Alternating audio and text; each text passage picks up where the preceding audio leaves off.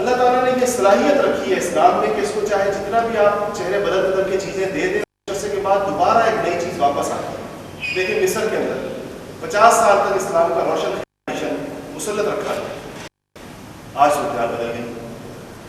ترکی کے اندر مصطفیٰ کمال جس زمانے میں آئے تھے تو وہ آپ کو شاید آپ نے یہ تاریخ پڑھا، وہ ایک اسلامی ہیرو کے طور پر آئے تھے، اور ان کے ہمارے برصغیر میں لوگ ان کے بہت قائل تھے شروع میں۔ پھر جب ان کی چیزیں سامنے آنا شروع ہوئی تو ترکی کا حشر کیا 50 سالوں کے اندر۔ مجھے ہمارے ترک دوست ہیں، کافی زیادہ ان کے ساتھ آمد و رفت ہماری رہتی ہے، انہوں نے مجھے ترکی کے اندر نماز سنائی۔ انہوں نے بتایا کہ ہماری مسجدوں میں یہ جہری نماز عربی میں پڑھنے پر پابندی تھی، تو جہری نماز میں امام ائمہ پر چند پابندیاں تھیں۔ ایک پابندی یہ تھی کہ وہ سوٹ ضرور پہنیں گے، کہ وہ 3 پیس اور ٹائی لگا کر امامت کریں گے، ایک پابندی۔ دوسری تھی کہ امام ہیٹ ضرور پہنے۔ تیسرا یہ تھا کہ امام صاحب جو ہے وہ داڑھی نہیں رکھ سکتے، بالکل مقتدی رکھ سکتا ہے، امام نہیں رکھ سکتا۔ اور چوتھی پابندی یہ تھی کہ ائمہ عربی کے اندر قرات نہیں کریں گے، سورہ فاتحہ بھی ترکی میں پڑھیں گے۔ اور یہ وہ ترک دوستوں نے بتایا، آج کی بات نہیں، 25 سال پہلے کی بات۔ اس ماحول میں ترکوں نے نصف صدی گزاری۔ تو پھر میں نے کہا مجھے بڑی تعجب ہوا، مجھ سے کہنے لگے کہ آپ کو سناتا ہوں کیسے نماز پڑھتے ہیں۔ انہوں نے مجھے ترکی کے اندر سورہ فاتحہ سنائی، سورہ اخلاص سنائی، اس طرح ہمارے قرات ہی ہوتی تھی مسجدوں میں۔ یہ نصف صدی ترکوں نے ایسے گزاری روشن خیالی کے سائے کے اندر۔ آج دوبارہ اللہ تعالیٰ نے ان کو بھی، ان کا سفر بھی دوبارہ ہوا۔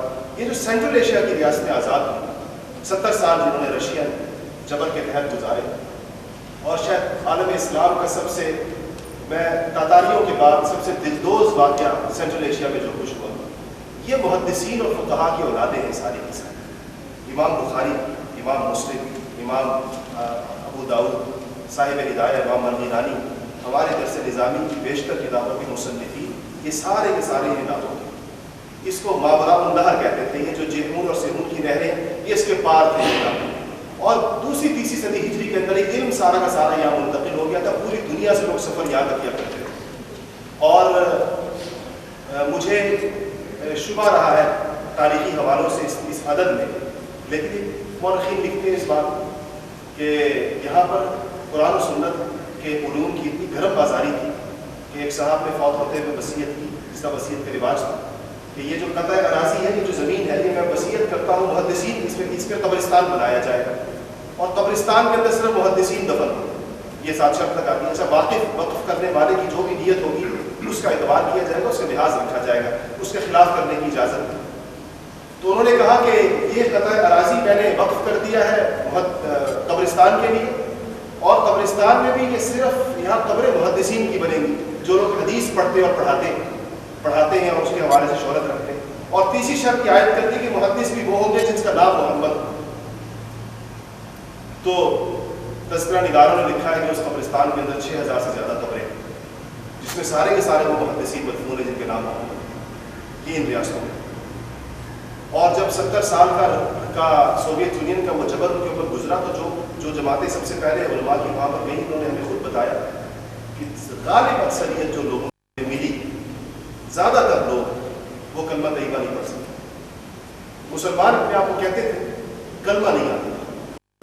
تو یہ ایسا دور بھی گزرتا ہے، لیکن اس کے بعد پھر دوبارہ ماشاءاللہ اس طرف بھی چیزیں آزادی کی طرف آ رہی ہیں اور جا رہی ہیں۔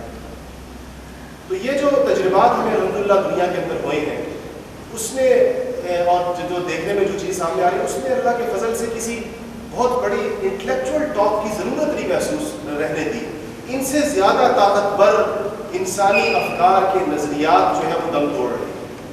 اور جو سب سے خوش آئند چیز ہے، ہمیں مسلمانوں کے اندر، یعنی ظاہر بات ہے روشن خیالی اور بنیاد پرستی کے مسائل کو مسلمانوں میں، اسلام کو جن نظاموں کے ساتھ سامنا پڑا من حیث الاسلام، وہ نظام اپنی زندگی کے آخری دن پورے کر رہے ہیں۔ آپ نے کمیونزم کا دور جس زمانے میں علماء نے اور مفکرین نے لکھا تھا، آپ کو شاید سید مودودی صاحب کو مشہور معروف مقولہ بھی یاد ہو، انہوں نے کہا تھا کہ وہ دور آ جائے گا کہ جب کمیونزم کو، سوشلزم کو ماسکو کے اندر اور کیپٹلزم کو واشنگٹن میں بنا نہیں ملے۔ اس زمانے میں شاید لوگوں کو یہ باتیں مجنون کی بڑھ لگتی ہوں کہ صاحب اتنے مضبوط نظام کیسے گریں گے، اور یہ تو باقی دنیا کو سلب کرنے کی باتیں کر رہے ہیں. آپ نے اور میں نے دیکھ لیا، اس میں سے ایک کا زوال دیکھ لیا اور دوسرے کی اکھڑتی سانسیں نظر آ رہی ہیں. یہ وال اسٹریٹ پروٹیسٹ اور یہ ساری چیزیں، یہ اس نظام کی اکھڑتی سانسیں. اور ایک اور چیز جو بڑی خوش آئند ہے اور پچھلے تجربے سے پتہ چلا، افغانستان میں روسی شکست فقط عسکری اور مادی شکست نہیں تھی، وہ نظام کی شکست تھی.